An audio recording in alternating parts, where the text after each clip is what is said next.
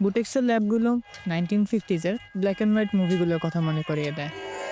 ভাঙাচোরা furniture, half paralysed machine, ছাদ থেকে 24 আওয়ার্স রানিং ওয়াটার, আর একটা কাশতে থাকা lab assistant. Sir citric acid পাচ্ছি না।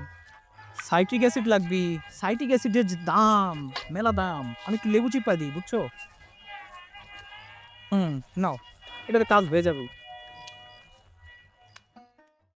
আমাদের দেশের রপ্তানির শতকরা 80%ই আসে টেক্সটাইল সেক্টর থেকে।